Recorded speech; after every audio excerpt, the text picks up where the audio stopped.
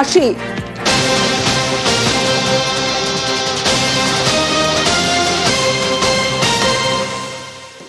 ৬২ দিন মাত্র ২ মাসে দোষী সাব্যস্ত করে সাজা ঘোষণা। মুস্তাকিন সর্দারকে ফাঁসির সাজা দিল বারুইপুর আদালত। ৪ অক্টোবর কুলতলি থেকে নাবালিকাকে ধর্ষণ খুন ২৬ দিনে চার্জশিট জমা দেয় পুলিশ। আর ২ মাস ৬২ দিনের মাথায় সাজা ঘোষণা করল আদালত। ২ মাসের মাথায় সাজা ঘোষণা। সরাসরি চলে যাবো, অর্পণ রয়েছে আমার সঙ্গে, অর্পণের সঙ্গে কথা বলবো। অর্পণ, এটা একটা বড় সাফল্য বলা চলে, কারণ মাত্র ৬২ দিনের সাজা ঘোষণা, ফাঁসির সাজা ঘোষণা। আমি একটু জানতে চাইবো, আদালতে আজ সওয়াল জবাবে ঠিক কি হলো, মুস্তাকিনকে কি প্রশ্ন করা হলো, ঠিক কি হলো আজ আদালতে? একদমই দেখো, ১২টা নাগাদ তাকে প্রথমে এজলাসের মধ্যে নিয়ে যাওয়া হয় এবং সেখানেই বিচারক তিনি তাকে প্রশ্ন করেন যে গতকালই আপনাকে দোষী সাব্যস্ত করা হয়েছে, এই বিষয়ে আপনার কিছু বলার রয়েছে কিনা। তখনই মুস্তাকিন নিজেকে নির্দোষ বলেন এবং পাশাপাশি এটাও বলেন যে তাকে ক্ষমা করা হোক। অর্থাৎ এই কথাতেই কিন্তু একটা যে এই ঘটনার সঙ্গে তার যোগ রয়েছে সেটাও কিন্তু সে স্বীকার করে। পাশাপাশি সে তার সংসার চালানোর জন্য সে কাজ করত এবং এই ঘটনা যে ঘটে যাবে সেটা সে বুঝতে পারেনি। এর পরিপ্রেক্ষিতে স্পেশাল পিপি যিনি রাজ্য সরকারের পক্ষ থেকে দেওয়া হয়েছিল, তুমি জানো এই কেসের স্পেশালভাবে পিপি নিয়োগ করা হয়েছিল। তার কারণ যে রাজ্য সরকারের পক্ষ থেকে জানানো হয়েছিল যে অনেক সময় সরকারি পিপি তিনি অনেক পয়েন্ট ভুলে যান, অর্থাৎ প্রচুর চাপ থাকে, সেই কারণে স্পেশাল পিপি নিয়োগ করা হয়েছিল। তিনি পুরো ঘটনা সেই সময় তুলে ধরেন এবং সেখানে বেশ কয়েকটি প্রশ্ন তুলে দেন এবং সেখানে বলা হয় যে এই মুস্তাকিন পরিকল্পিত করে ভাবে বিশ্বাস করে মেয়েটি তার সাইকেলে করে এসেছিল এবং পরিকল্পনা করে তাকে সাইকেলে তুলে নিয়ে আসে এবং একটি নির্জন স্থানে গিয়ে নির্মমভাবে তাকে খুন করা হয়েছে। তার শরীরে ৩৮টি আঘাতের চিহ্ন রয়েছে, আর এক একটা বিশেষ করে মাথায় এবং লোয়ার পার্সনে সেখানে কিন্তু দেখা যাচ্ছে যে বারে বারে আঘাত করা হয়েছে। এবং এই ঘটনায় স্বাভাবিকভাবেই সমাজের প্রতি একটা ভয়ের পরিবেশ তৈরি হচ্ছে, কারণ যখন কেউ পড়তে যান এবং পড়ে বা অন্য কোনো কাজে বেরোন, বিশেষ করে একটা ১০ বছরের শিশু সে যখন পড়ে যখন বাড়ি ফিরছে সেই সময় তার নিখোঁজ হয়ে যাওয়া এবং তার নিথর দেহ উদ্ধার, এই ক্ষেত্রে সমস্ত যে প্রমাণ ছিল সে তথ্য পেশ করা হয়েছে। আমি আসছি তোমার কাছে। বিচারক এটাই বললেন যে সমাজে এদের মতো মানুষের থাকলে আগামী দিনে আরো ক্ষতি হবে, সোসাইটিতে এদের বেঁচে থাকাটা সোসাইটির পক্ষে খারাপ। যে আর্গুমেন্টটা স্টেটের তরফে আমি করেছিলাম যে এটা rarest of the rare case, learned court এটা মেনে নিয়েছেন, মেনে নিয়ে এটাকে rarest of the rare case বলে ঘোষণা করেছেন এবং 3টে সেকশনে ডেথ সেন্টেন্স দিয়েছেন। একটা হচ্ছে সেকশন 6 অফ পক্সো অ্যাক্টে, একটা হচ্ছে 103 অফ বিএনএস যেটা আগে 302 ছিল মার্ডার কেস, আর লাস্টলি সেকশন 66-এ যেটা রেপের জন্য ওর মৃত্যু। এই 3টে কারণের জন্য ওকে ডেথ সেন্টেন্স দিয়ে হয়েছে। কিডন্যাপিং কেসের জন্য ওকে যাবজ্জীবন দেওয়া হলো, আর প্রমাণ লোপাট করার জন্য 7 বছর দেওয়া হলো। পশ্চিমবঙ্গের তদন্ত ইতিহাসে এটা নজিরবিহীন রায়। কোনো ধর্ষণ এবং খুনের মামলায় মাত্র ৬২ দিনের মধ্যে অভিযুক্তকে দোষী সাব্যস্ত করে তার প্রাণদণ্ড, এটা পশ্চিমবঙ্গে আগে ঘটেনি। This is unprecedented in the history of this state, বেনজির।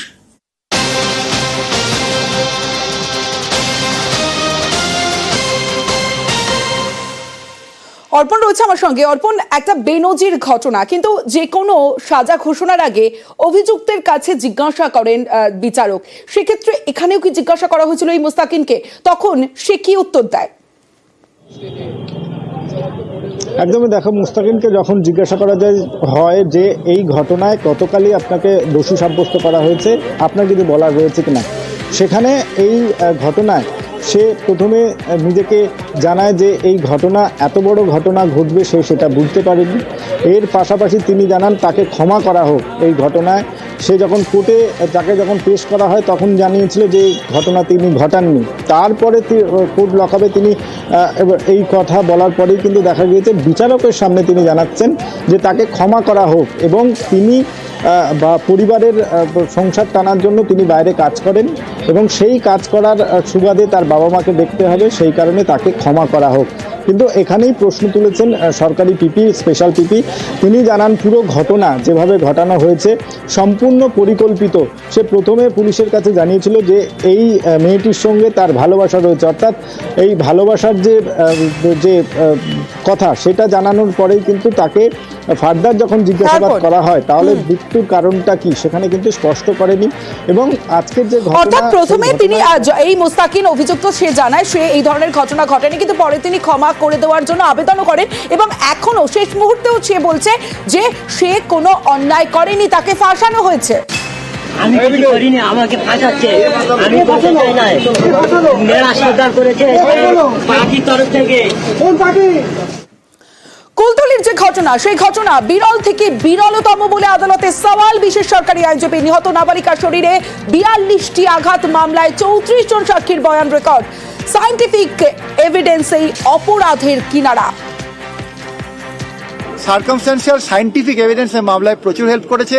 পিও থেকে পাওয়া সুতো ওর আসামির জামার সুতোর সঙ্গে ম্যাচ করে গেছে।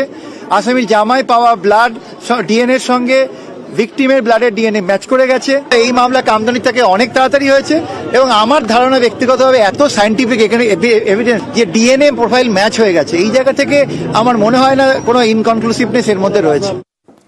কুলতলি রায় সন্তুষ্ট নিহত নাবালিকার পরিবার। দোষীর উপযুক্ত শাস্তি হয়েছে। হ্যাঁ, রাজ্য সরকারকে অসংখ্য ধন্যবাদ। এই তাড়াতাড়ি ওকে যেটা ফাঁসি ধরিতে যেন ঝোলায়, তাড়াতাড়ি এটা যেন ব্যবস্থা করুক। অনুরোধ করছি যেন হাইকোর্টে বা সুপ্রিম কোর্টে গিয়ে এই রায়টা যেন একই থাকে, তাহলে আমরা মনে করব যে বিচার সঠিক হয়েছে।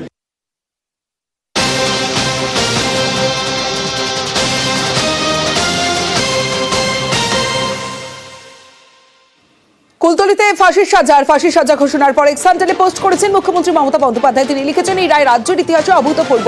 মাত্র 62 দিনেই জঘন্য অপরাধের সাজা। পুলিশ ও বিচার ব্যবস্থার সঙ্গে যুক্তদের বড় সাফল্য। মহিলাদের উপর অত্যাচারে বরদাস্ত করবে না সরকার। সরকার দ্রুত বিচার ও সুবিচার সুনিশ্চিত করবে। এক্সান্টেলে পোস্ট করেছেন মমতা বন্দ্যোপাধ্যায়।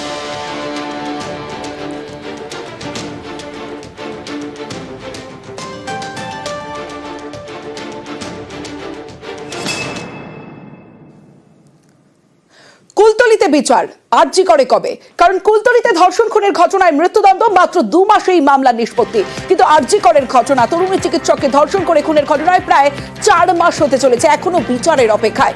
কুলতলিতে তদন্ত করল রাজ্যের পুলিশ।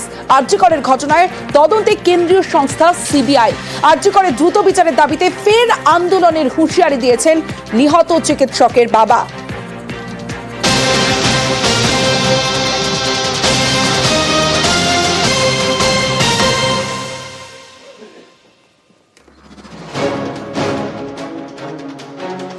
কুলতলিতে নাবালিকাকে ধর্ষণ খুন, শুক্রবার মৃত্যুদণ্ডের সাজা ঘোষণা।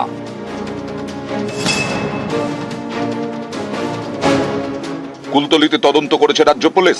আরজি করের তদন্তে সিবিআই। কুলতলিতে 62 দিনে সাজা ঘোষণা। আরজি কর এখনো বিচারের অপেক্ষায়। তদন্তই ঠিক মতন হয়নি, বিচার তো এখন অনেক দূরের ব্যাপার। এখন থেকে আমাদেরও আন্দোলন করতে হবে, আমরা ভালোই বুঝে গেছি। নিজে সরাসরি নামবে, হ্যাঁ সরাসরি নাম, সমস্ত সংগঠনের সঙ্গে যুক্ত থেকে বিচার ব্যবস্থা এবং তদন্তের উপরে চাপ তৈরি করার জন্যই আমরা আন্দোলন। কি মনে হচ্ছে যে ঠিকঠাক তদন্ত হচ্ছে না? ঠিকঠাক সে তো মনে হচ্ছেই। আমরা প্রধানমন্ত্রী, গৃহমন্ত্রী এবং রাষ্ট্রপতির সঙ্গে দেখা করার চেষ্টা করছি। এই মামলা কামদানি থেকে অনেক তাড়াতাড়ি হয়েছে এবং আমার ধারণা ব্যক্তিগতভাবে এত সায়েন্টিফিক এখানে এভিডেন্স যে ডিএনএ প্রোফাইল ম্যাচ হয়ে গেছে, এই জায়গা থেকে আমার মনে হয় না কোনো ইনকনক্লুসিভনেস এর মধ্যে রয়েছে।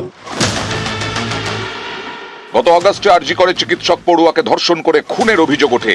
এ নিয়ে শোরগোল পড়ে যায়। মাস দুয়েক পরে অক্টোবরে আবার ধর্ষণ খুন।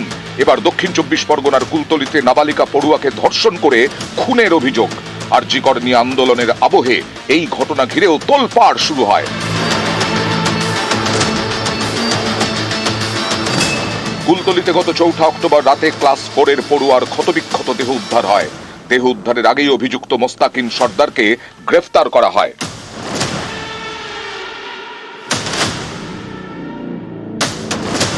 এই ঘটনার তদন্তে 7 অক্টোবর সিট তৈরি হয়। রাজ্য পুলিশের 8 সদস্যের সিট। সেই সিট তদন্ত চালিয়ে ঘটনার 26 দিনের মাথায় 30 অক্টোবর চার্জশিট দেয়। 5ই ডিসেম্বর অর্থাৎ ঘটনার 61 দিনের মাথায় অভিযুক্তকে দোষী সাব্যস্ত করে বারুইপুর ফাস্ট ট্র্যাক কোর্ট। 62 দিনের মাথায় ফাঁসির সাজা ঘোষণা। এটাই তো প্রমাণ করে মাননীয় মুখ্যমন্ত্রী যেটা বলেন, যেটা তিলোত্তমাকে তিনি আইন আনতে চেয়েছিলেন এবং তাকে একটা নির্দিষ্ট বিল থেকে আইনে রূপান্তর করতে চেয়েছিলেন, এবং তিনি বরাবর চেয়েছেন যে যারা ধর্ষক তাদের চরমতম শাস্তি হোক। এই কুলতলি বা জয়নগরের ঘটনাটা সেই মুখ্যমন্ত্রীর ধারণা এবং মুখ্যমন্ত্রীর কাজ, কথায় এবং কাজে মুখ্যমন্ত্রীর যে সবসময় সাদৃশ্য এবং তালমিল আছে, এই ঘটনা তাকে শিলমোহর দিল। 2 মাসের মধ্যে বিচার পেল কুলতলি, এখনো বিচারের অপেক্ষায় আরজি কর। তদন্তই ঠিক মতন হয়নি, বিচার তো এখন অনেক দূরের ব্যাপার। এখন থেকে আমাদেরও আন্দোলন করতে হবে, আমরা ভালোই বুঝে গেছি। নিজে সরাসরি নামবে। হ্যাঁ, সরাসরি নাম সমস্ত সংগঠনের সঙ্গে যুক্ত থেকে বিচার ব্যবস্থা এবং তদন্তের উপরে চাপ তৈরি করার জন্যই আমরা আন্দোলন। কোথাও কি মনে হচ্ছে যে ঠিকঠাক তদন্ত হচ্ছে না? না, ঠিকঠাক সে তো মনে হচ্ছেই। আমরা প্রধানমন্ত্রী, গৃহমন্ত্রী এবং রাষ্ট্রপতির সঙ্গে দেখা করার চেষ্টা করছি। নিউজ 18 বাংলা।